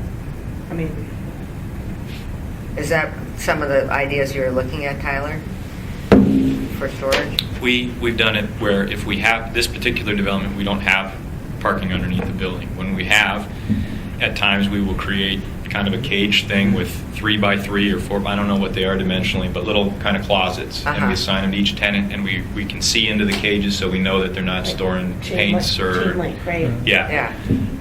But it's a lot smaller than this. We've also put it, on floors in the building if we didn't have Right. it downstairs. And again, it's in a senior building. It's to be able to put a cooler, a Christmas tree, maybe a set of tires. A couple seasonal things. Were there no tenant storage requirements under the old code? No. There's still, I think there is in Girdwood, but not in the rest of the bowl. Okay. Nor I don't think bikes. I don't think there's a requirement for any bike parking. No, biking was new. So I'm not saying it's a bad idea. We do it at some of our developments because we think it's a good It's idea. market driven though. Yeah. Because it's something you want to provide. We're not in the 80s anymore. Well, I'd You like can't to point see- to a single multifamily residential development in the last 10 years that's been bad. Or, yeah, the last 10 years. 10 years. And that's apartments. Marcus, you can- There haven't been that many. Yeah, that's right. There's only been me. Yeah. I don't know the And exact him. year that some of the things were built, but some of the things we looked at during the, Yeah, but I mean, the site condo was something that we, Site condos are the only thing that comes up. Yeah. It's like when people That was the build. last bad stuff. yeah. Yeah, that was over 10 years ago. There's a couple of developers. They- We You know, build it it's so, a couple developers come in and they build something that's actually They now build affordable housing, right? Right. And suddenly everything gets blown out of the water and everyone gets, and now nobody's building. I'd like to see What we have? what you have for storage. I'll start with some pictures. If you want to come That would- see it in person, we can take you in Yeah. person, but I'll start with some pictures. That'd be great. Okay. Is that- If you can add anything like that, right, it takes like, for my case, I have a walk-in closet, right? Yeah. It just comes down, you put the storage there. So why are we doing that? Yeah, I think that was, Well, see, I my think comment I originally think was it's irrespective of unit Yeah. size. So he's put his space in the units. I've made smaller units and decided I needed to provide a little bit extra storage outside of the unit. Right. That's our trade-off. But I think that's the other thing I'd like to look at with this storage, because I think we need to have some flexibility of what storage is. The idea that you have a... Or what it's for. Erica says it's for bicycles. Well, we already got our bicycle parking, so what do we need the storage for? I mean, what is it really, show But me I've this heard that we bill want over to get rid need. of the bicycles. Sean would much rather provide a couple of U bicycle racks than... But you're gonna want it for your... And tenants. Jennifer, I'm going to take my brand new fat bike up into my apartment for sure. It ain't sitting down there outside in front. And it's gonna go in your walk-in That's closet. good. It's my new baby. Right, 907? It's gonna go in your walk-in closet, That's right? Well, there are 3 items left. 2 are landscaping related and 1 is wall articulation. For landscaping, to get rid of those, M is, as you look at the site plan, on that building next to Jerry there, along that building, K. I skipped K. Yeah. So the whole issue of the structured parking design standards, I can see how you interpreted that they would apply to your structured parking, but they were intended, certainly the screening talks about ground floor structured parking. They were intended to apply to ground floor, at grade, or above grade structured parking. They're not intended to apply to below grade. And I believe your structured parking counts as a below grade story, even though a little bit of it shows above ground. So we can clarify that these requirements are intended to only apply to stories that are considered above ground, at grade or above, and not intended to apply to below grade parking, even if some of that, whatever is allowed to show above grade does show. So that would. So you'll add that to... So, yeah, and that would address, Okay. some of the concerns. Because again, I can see how it was interpreted. That was not the intent. Yeah, we totally missed that. Well, structured parking is really expensive. And there seems to be a desire on the city's level to try to create more structured parking, right, because it eliminates parking. So I guess my question, I'm not a structured parking guy, but if I were, there's a lot of provisions in there for parking garages and structured parking that makes structured parking even more expensive. So I don't necessarily get all this stuff, retail on the bottom floor. Okay, well, basically what you're doing, you're just, because that's never the greatest retail space, and you look at the Fifth Avenue Mall structured parking, you're never going to have very good retail in there. You look at 188 Northern Lights, well, actually, they finally They're finally, put that one yeah. in, but it's never like the best retail space, and so you're kind of just subsidizing that space. And what you're really doing is just paying a little bit more for the parking garage to not have parking spaces down there. Instead, you have retail space that never paid for it. So again, if we're trying to create things like consolidating parking spaces and make it so we don't have large parking lots, and we want structured parking, then why are we creating all these new provisions to do that? And again, I'm not a structured parking. Yeah. I'm not Diamond Parking or whoever else, but this dearth of multifamily housing that we're seeing right now, although we don't see it very much, it's going to trickle down into other areas of development in Anchorage Bowl. We should fix this provision here for subgrade structured parking, because we wouldn't have found it. And I hear you and I've heard you. Yeah, I know. Yeah, right, yeah. Okay, M and N. Sure, so, That's just right here, needs to be a plantings along right there.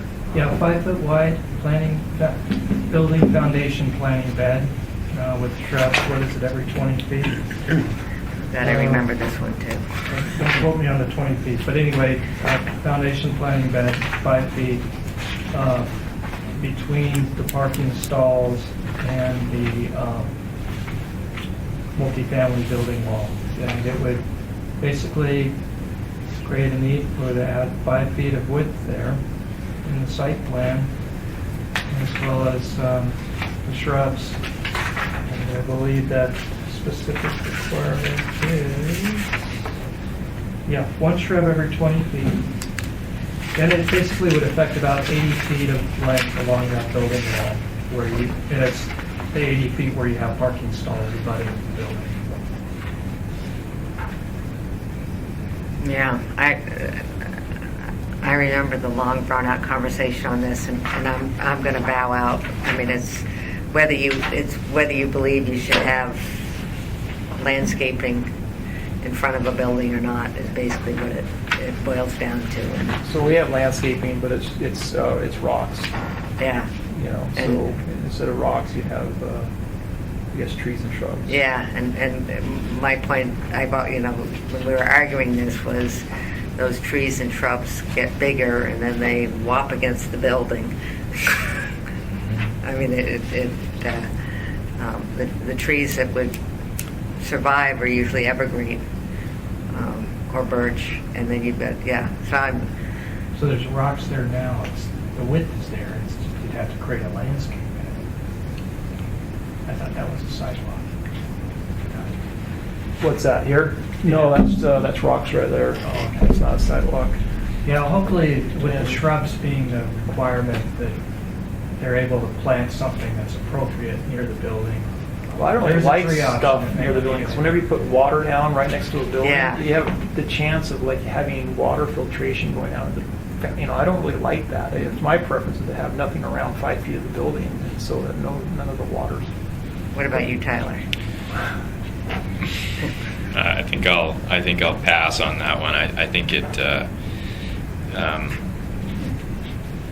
The issue to me is just the requirement. I think we're gonna landscape areas of the building that we think are appropriate to be landscaped. The problem is because of your site or something, Yeah. you inevitably you run into something where you don't want to put it there, and you have to and you wouldn't have normally put it there in the code. Now it's a straight up requirement, and it's just that design is not as clean as and sometimes and I don't always know what the relief is. Is it do I have an administrative out? Do I have to go to a variance? Do I have to and for this issue?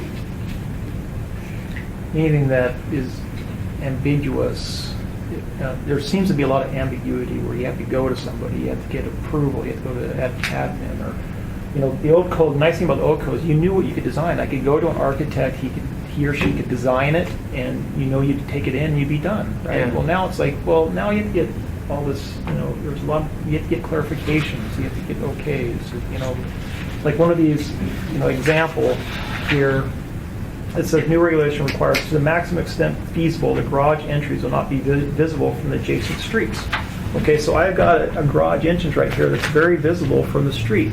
Now, it doesn't say that I can't do that. It just says to the maximum extent feasible. The maximum extent feasible. Well, you get in arguments all the time with people over here. Someone say, well, literally look at that and say, well, the maximum extent feasible means that cannot go there. Even though it doesn't say you can't go there, just, it's stuff like that. Yeah, we were when we looked at that, what the standard read, as I understand it, was, I suppose that last part, there's probably room for clarification. Yeah, I think there's room for clarification there. What we interpret as being garage entries and carports shall not be located between the principal multifamily building to the maximum extent feasible. And that part about visibility seemed to us more of an intent statement about why they should not be between the building and the street. Yeah, from experience. Yeah. Okay, when this finally gets passed on to Eric, I think the we portion need of the planning department clarify that that one. incorporates and looks at words, they will spend 10 minutes arguing the intent of one word Yeah. that is in the code. No, I think, It's somewhat comforted me yeah. that our language from every viewers didn't see it that way, but I can see how it can be. Yeah, well, So you guys will look at that? At some point, can you go back to articulation? Yeah, we're getting, yeah. Okay, so with the last landscaping item that I have on my radar here is item O. And that is, if you look at the pictures, there's some photos of the building fronting the street. There is a row of utility meters. There's a ground-mounted utility box. It's the one in the upper right facing you guys. There it is. So I think that's the one where you see that. And there's a row of gas meters to the left, and there's a ground mount. So basically what the code would require would be some kind of sided string fencing or shrubs or something to obscure the view of those shrubs along the length where they face the street. And that would have been an extra cost. That's not always easy to do, because there has to be Yes, accessibility in that accessibility, area. yeah. And so I can't look at it. it's that dimension. Yeah. It's not, I'm just saying that sometimes it's not always easy to provide, because then it has to be back, I forget how many feet it is, but if it's back Is it like better 10 close-up? feet, then you start to, I don't know. It's absurd. It's just not always an easy thing to do, I guess. Yeah. I just think the other thing is so much of this, whether it's articulation or garages or the utility boxes, is really oriented around the street, presumably the public realm. And I know this where this comes from in a true planning sense is you want to create these vibrant streets. You have sidewalks, you have all this activity. The problem is in our community, often the streets don't really work that way. And in fact, you actually intentionally internalize your development because you're on Muldoon Road or DeBar or some other road that really is frankly not downtown Anchorage. It's not that type of environment. And so by that nature, I get it. I get that we don't want to make the projects ugly from the street. At the same time, we need some understanding that the street is not an amenity to many parts of town. Because the state owns a lot of these streets, right? And they are not easy to work with in what they do. So but everything, orientation of the building, everything is around the street. And it depends on the site whether that really is an appropriate orientation or not. In our project we're building in Muldoon, the street goes way up a hill, and to orient to the street would have been goofy because we're kind of down this hill. We internally there really wasn't that it was a different context, and we talked a lot about this. So somehow we have to. There are negative implications on that, even though I understand and generally accept the planning premise for having it. Sean, But if you had mature vegetation in your landscaping along the street, it would hide it. If you had hired a landscape architect, Yeah, Sean. that's That's true. That's very true. Good point. It's still growing.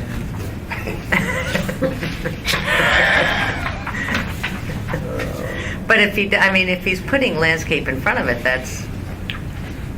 To me, that should be sufficient. that should be sufficient. And that'd be a couple of evergreens in that particular location. Yeah. Yeah. And that's not, quite frankly, that's not a real big dollar Yeah. item. Yeah. I think spend a couple $100 putting trees up. That's, Yeah. It looks like our cell tower problem. You gotta have it. Okay, so you're gonna get back to us, and both of you will give us some ideas on storage, right? Yeah, I think I heard Sean's ideas on storage, but I'm happy to show you if you want to still require it, but look at alternatives. I can provide you things that have worked in our projects. That would be, and then because we're getting So articulation, how was that so bad for the other articulation. project? Well, again, it's not. So, I had one architect say, "Boy, you don't even really need to hire me. This is, it's sort of laid So out in front of me. prescriptive. It tells me exactly where I need to sort of articulate a building." I just think it's style, it's preference. I can make a really articulated building, and someone will tell me it's ugly. I can make a really simple, streamlined building, and something will say it's ugly. I can tell you that. From a constructability standpoint, the simpler I can make that foundation and the jut outs, and especially from the foundation standpoint, the cheaper it is. The issue, the articulation affects how I lay out the internal part of my building, which is an owner issue. I might have I have to stack my units. I actually have a funder that requires me to make every unit exactly the same size. So then I end up with these fighting against do I then just take space away from that unit in the hallway because I can't give that unit, I have to, there are implications to me. All your stuff is architecturally designed, architect. Any of these larger buildings, for sure. I know 3 stories or more, but you predominantly build less than that. We right? do some duplex, and we'd like to build some triplex and fourplexes just in-house with our general contractor and a But your big designer. one, your commercial All- mixed-use one was architecturally designed. KPB Architects, a good firm, and there's a building down by you on Lake Otis and Abbott, right? Some people don't like that building, but that's a 20-unit senior housing development. Right. It's not ours. It's flat. It's straight as can be, right? Well, I mean, a lot of modern I'm just curious, architect now Tyler. is, I'm just curious in your discussion with those architects, with the ones that have familiarity with the articulation requirements in our code, that what do they say anything about what they have, what kind of additional analysis they have to do for the interior to make that articulation work, or will it just naturally work? Because obviously, if you started with a square box, I mean, that's what you're going to start with and Right. work from. Right. How about I do this? How about I commit, even if I have to pay these folks, because that's often what happens. In 2 instances, recently designed buildings, either the one that was designed in the new code or the one that we chose not to, get some feedback on it. My issue with articulation, it's supposed to break up the massing of the building, right? Long extent. So, and I think there's a lot of different ways you can do And I that. looked at some pathetic articulation today when I was at lunch at the Tacotna Commons on how they did the CMU and tried to give some articulation with just some wood facade. But- And it was really terrible. I agree with you, and to Jennifer's point, but I can actually go to Scandinavia and see Yeah, it's modern architecture. complete buildings that don't have any articulation at all, and they look beautiful. So They were I, painted weird. yeah, or not. I mean, some of them are just simple, but a lot of them, I mean, the whole metal facade look now, Yeah. like what's on Lake Yeah. Otis, and I mean, that's a very popular modern architecture. It's a Scandinavian. I And agree. And Yeah. Tom, I know you spent a lot of time. We've all talked about this a lot. My hope, if this is going to change at all, would be that we just started off a little more basic than what is in there right now. And if we suddenly realize 2, 3, 4 years down the road, when all these non-articulated residential multifamily buildings start popping up, and we truly think it's a problem, then we go back and fix it. But I think it's kind of I think it's where I think you might need to look at it is still have some in the townhouse developments or whatever, because that really is what's getting built. And not that I like everything that's in there, but I think on the multifamily, there's different ways to break up that massing and make it an attractive building. And just as a side point, I mean, ours is the most broken up elevation you could ever think of, and we don't meet it. Yeah. There's several things in here we don't meet. Yeah. Sound like you did, but But the market is The one that says you matured. have to go back and forth 18 inches every 11 feet. well, yeah, there are different ways to meet it, and it's a menu. And what Yeah, it's a we found menu. Is that there were 2 Right. facades effectively, and one met the menu items, and the other, in the plan, it met it, but in the detail item, was taken away. But I see and listening to your points. I think that was one of the items in August 22 design session. It's like, go back and take a look. And that's a really, But there was something you mentioned, there are different ways to design, there are different ways to articulate or break up the massing. Didn't of Dory the building. bring that up from Brent? Yeah. Wasn't that one of his comments? Yeah, on that one, Jerry, they designed a building for us, this one that we're building right now, and James wanted us to go down an administrative relief for building what he wanted, which he felt was a nicer end product, and we as the owner just said, I don't want to go It down. wasn't predictable. I want, to me, the moral was, maybe the moral is, well, you had your predictability and you got it done, right? But to me, the moral was, our architects thought we had a better product without meeting the articulation in that particular instance, and somehow we need a little more flexibility because it's a high-cost item. Yeah. But you want flexibility without you want predictable flexibility, Yeah. right? I think I mean, that- I'm not trying to No, it's a fair point. I Yes, don't you know how are. to get there. Well, how do we figure out how to get there? Predictable flexibility. So I just want to show one thing so you guys understand one thing. Okay, so our building, as it comes across the front and back, it steps back. You can see it's a 2-foot step back. And it looks really nice from outside, right? And then what that leads to is that the corridor also steps back and forth as you go down, which is a really nice feature because you go in and you look down the corridor. It's not just a long, it doesn't look like a institutional. hotel. So when I flip over to the structural details here. Oops. Here's the first floor frame plan here. So basically, in a wood building, under every corridor wall or every demising wall, it's a wall in between the units, you have to have a structural member underneath it. Okay, so when you start jogging the corridor, it starts to look like this. You see all these extra beams that we have in here, and each one of these beams is a 28-inch beam.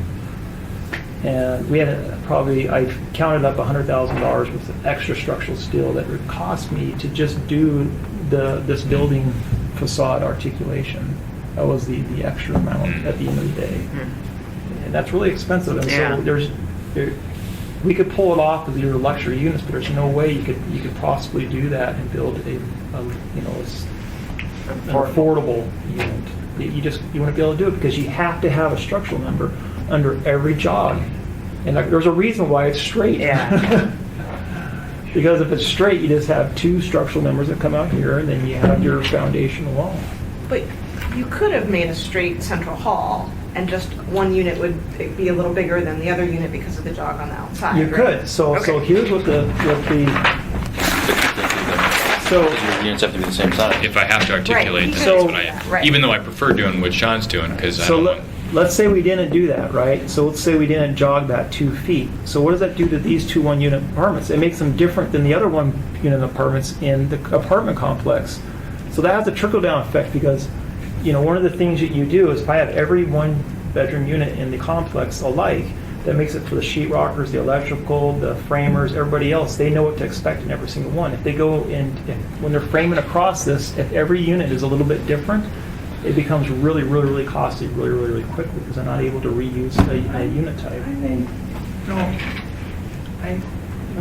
We looked at a lot of these around the country, and I think that these architects, they have a magical ability to articulate without making one unit smaller than the other, and then the articulation may happen where part of the unit is articulated, part not, and there's different rooms.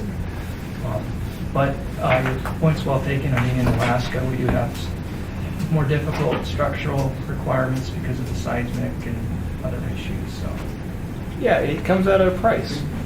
But you have to have a structural member underneath this entire corridor. I guess I would still be interested in looking at other ways to skin that cat. I'm not sure if a jogging hallway would need to be. But that, John, there's other ways to do it. You know the building I'm talking about, the Ron Bateman building down there on Lake Otis and Abbott, the 20-unit building. I mean, there's no way that meets anything. And the view is that somehow is not what the community desires, that we've put bad product out there. I mean, that's kind of what I come back to. It's so maybe there's a cost here, but that cost is the safeguard because someone could have done an ugly building, even though they didn't. It would have been easier to do an ugly building without that articulation. I mean, I struggle with it because I see nice straight buildings that contractors love. They look at me and they say, gosh, you guys finally built something that's easy, designed something that's easy to construct. I'll only charge you $195 a foot. But the other thing with that building is what it's done instead of articulation, it's done with its siding, it's done with, materials and that might be In An lieu of approach. articulation, how do you still accomplish good quality design that's, somewhat aesthetically pleasing? I guess in sum, I don't say this just to be obstinate. I say it because if we really are serious about, understanding the costs of housing in this town, and I really get nervous at the point, like should I live here long term with my family? Because if we can't build housing in this town, we got big problems, right? And that's not hyperbole. And so I think let's just make sure that if we have to have it, we do it in a way that, to the greatest extent possible, make sure that we're going to get some value out of this. These regulations really need no net sum increase. At the end of the day, you could say, hey, we haven't increased, because then the next question is, okay, now what do we do to need to do these provisions to actually encourage housing? Because it's not feasible, so what can we do to these regulations to make it less encouraging? Wait, I don't think we can have regulations where somebody who's trying to build at 150 per square foot, someone who's building at 250 per square foot, someone who's building high end, and someone who's trying to build workforce housing, where they're gonna not increase the cost of either of those. I don't think it's possible to create regulations that way, because somebody who does decide to build your, totally rectangular, plain as vanilla can be building is going to be cheaper than yours. Right, they'll And charge it's- less rent, right? And they'll charge less rent, and it's That'd be not great. going to look as good. That's okay. Well, That's right. that's not what we've heard from the But community. isn't new housing, even if it's rectangular, So what we, better than our Can't we alternative? explore We did a lot other of- ways than yeah. wiping out design standards to encourage housing?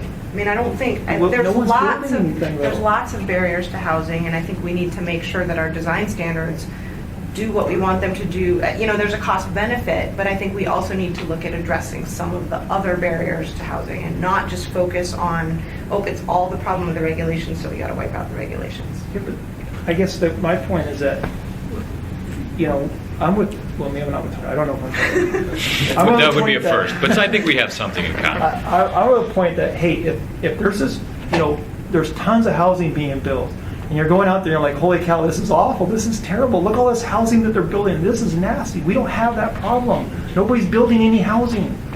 And so we have the exact opposite problem of that. And so let's first encourage housing and then go and decide whether or not we're doing a good job. with Actually what it had looks more like. multifamily housing constructed this year than past years. But Jerry, that's a little misleading. A lot of that is not multifamily style buildings. That's like- Triplexes. or even just multiple buildings on a lot that My somehow. only point was that some people are constructing.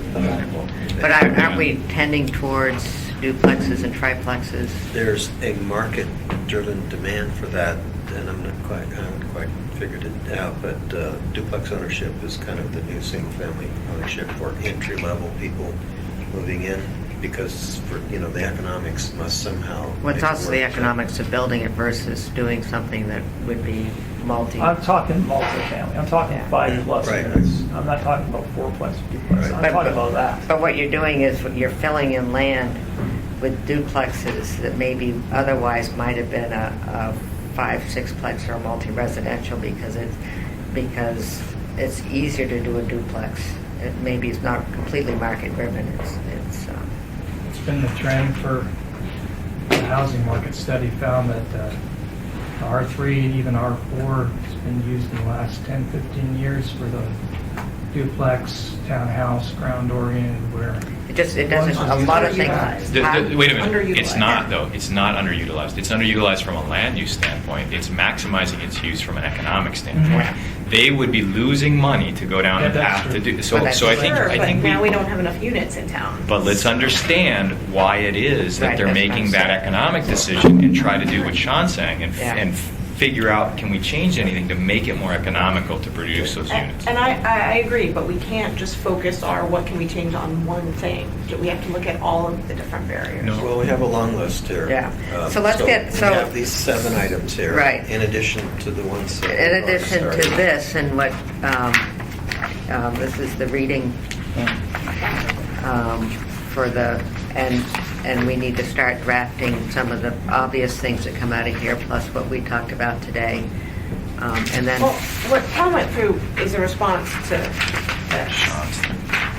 So, I mean, some of that, some of the things we don't agree with your Right. conclusions, such as needing a community meeting or any cost involved with improvements associated for land use permits. Well, no, so I get, yeah, so we'd have to sit down. Yeah, no. Why would a community meeting not Right. be required? It says pretty clearly you have to have for a We haven't rezone had or a each chance. one. But this Yeah. isn't a. It went through 2 rezones and at least 2 replats. Okay, I thought we were analyzing the construction. Right, so to Complying with- construct that building, I had to do 2 rezones. Okay, that's it. That's a rezoning. But Right, anyways. But in order to build, that's part of Yeah. the development, I don't Right. ignore the cost of rezoning the piece of property. Anyways, at this point, we'll take the 7 points we agreed to today, and then we also, what I was raising up here, Eric, was the work Oh, you I'm did. so sorry, Jennifer. Yeah. Okay. And take those and start drafting, and this is your reading, so we'll have something to bring to the next meeting. And the next meeting will include Tyler coming back with some of his thoughts, and Sean, I'd love to have Sean back once this is finalized, once you've really done a thorough job on that, so we can I mean, continue if the you can conversation. just, add why, some of the places you say this doesn't require, well, tell me why. Sure. Say, hey, per this section of the code. Yeah, we this will, doesn't- and Sean, I really appreciate the amount of time. Yeah. And so scheduling that next meeting, it would be, I don't know how long it's going to take you to start writing up the ordinance. Do we want to try to do something before the holidays? I mean, I'd like to do one more before, Christmas, are we talking about? yeah. We're not talking about before Thanksgiving. No, I'm talking about, Then we have a city Two budget more to approve meetings. before then. and I'm leaving on the 8th, the 15th, so it'd have to be, so would there be something, You're back on the 15th, yeah, so the week of the, whenever you're back. yeah, would that, Yeah, okay. but a date we can just say, we'll let the clerk know. What about you, Tyler? Yeah, I That work think for your I'm there schedule? other than, kind of a week, I think, right around Christmas or something, so I'm here. I think Erica, there were a number of people that commented on here, and then there have been other comments that came in not there. What I see is these are the comments. I don't see what staff's intent is related to these comments, No, right? this was meant to be a summary of things that were raised at that workshop. It wasn't meant to be a response. Right, so at Yeah. what point, Jennifer, do you get from, staff, I'm going to guess, doesn't agree with all of these comments, right? At what point do you sort of flesh out what the policy direction is versus like actually writing code language? We're first going to go with what staff we all agree on. Okay. And then, and the reason I'm dragging particularly Bill through this is because, he's going to be a last man standing here soon. And just to sort of understand the policy discussion that goes through Right. this, and I was hoping, I'm sorry that Amy wasn't here because she's another We relatively... had some ideas for giving some clarity in this, and there were some very good comments that were put forward that we can start the draft of. Yeah, and that's, we'll start there. Great. What day But are my we point is that as we agree on things, we're going to immediately create an ordinance and address Yeah, them. And then, so as things get a little bit more difficult or down the road, it might take a little bit longer, but the the stuff we do agree on, low-hanging fruit, we're going to address as quickly as possible. Agreed, and Jim's been saying that at the planning commission for a while, and we all in the design community want Oh, it, so. Jim's mad at me for picking the low-hanging. What day? Well, he wants he wants it, but he wants it. So I have two, would December 18th at over like 11:30, would that work? Day of the week is that? That's We a have somebody Thursday? budget and finance committee meeting at 12 on the 18th. Oh, and you're, okay. Just that's- to let you know. How about Wednesday morning, the 7th, not too early, because we'll have like a 10 on the 17th? There's nothing scheduled. So- Would that work? Okay. I'm available on that. Thank Okay. you for inviting me. I'm happy to be here. And Sean, if, I can do that, Okay. yeah. So I'm just curious, Jennifer, at some point, is there any thought of maybe actually going to the next step of talking about, hey, what could we actually do to encourage housing? yeah, Is no, we there- are. As I said, what we're doing right now Okay. as quickly as Just, all right. possible is doing the low-hanging fruit. And there's two aspects of how we encourage it. And one is working on the tax abatement issue What time and is how to it? address it, because Since you said I 10 think o'clock. there's aspects of that should be in code. Currently, with the Fairview, we're leaving it all to regulation. Mhm. and that makes me nervous because I think policy-wise, we need to decide what we're looking for in that proposal, particularly if there's talk about being all over the city. So I want to get that part right. And then policy-wise with Title 21, what is working, what isn't working, and Have you worked with Kate at all on this issue? Because really, I No, totally support this, and I talked to J.J. Brooks yesterday about his project. yeah, I think for a short period of time, at least for 5 to 8 years, we need a tax abatement on new multifamily development to get us up to the numbers where we're not deficient in housing stock. and I agree. My initial conversation was with Lucinda, and we have the stuff that she started with, and I had some discussions with, and I'm sorry, I just forgot his name, our new assessor. Brent? Huh? Robbins? Brian Brent? Robbins. Yeah. Brent. And then Dee and I've been working with Dee because one of the thoughts, currently what it is for infrastructure. Mhm. So gathering information from AWW, MLNP. Jennifer, I've looked at this really in depth. To me, I'll just give my suggestion for what it's worth. Because of the tariffs and everything with respect to infrastructure, the best thing to do is give a straight across the board tax abatement for up to 5 years, and you can figure out what dollar amount that is, and that's going to pay for the infrastructure. That's going to pay for the additional cost. And It's up to somebody that can analyze what that proper tax abatement might be, because it's a considerable amount of money. well, see what we did is we took off the table the current code is it was the make or break of a development before the tax abatement kicked in.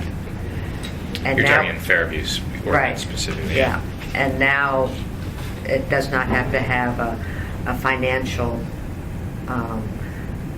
See, I think that Liability, Fairview yeah. thing is so cumbersome, I'm just not sure. Yeah, so anyways, this committee is going to be, those are the two, so we're looking at Title 21 code, and then we're also looking at how we address tax abatement Right. and what works within, so hand in The hand. sooner you bring Kate in that whole discussion, the faster we can move this along. Yeah, well, and I will. We've got to get through the budget season and other things first, so it's I think, the thing that Sean touched on for multifamily, but it's very true. I mean, that no matter what, the duplex, triplex, fourplex is an important part of our community. It's what a lot of, it's easier to finance. Smaller guys can build them. And we are building a lot of duplexes, and I think that there's opportunities there to figure out how to get 4 one-bedroom units instead of 2 3-bedroom units, and it actually meets the demand side of our community. But there's a lot of code issues, not just zoning code issues, that kick in, and I'm still waiting for the opportunity that we actually have a community conversation about this stuff, and really, I mean, we're at the point where our organization is just going to start drafting ordinances and throwing it out there because we can't wait any longer. Yeah. And even though that's not our core business, we think it can have an impact on the community. So I don't know. That's the level of frustration because it's just we don't. Maybe because you guys are forced to kind of redo this code again and again, but we need to get back to that small lot ordinance stuff, design standards on small, all of that stuff needs to be rehashed with an eye to build things, right? Well, Tyler, there is a small lot ordinance in place right now. Yeah, and it's, and if it were, 25 feet instead of 30 feet, it would be applicable to a lot more lots. I mean, there's little tweaks that we could get to that I don't want to wait 3 more years to have that conversation. You don't have that time. I don't have that time. What time did you say that meeting was? 10. 17. Great. Well, thank you all.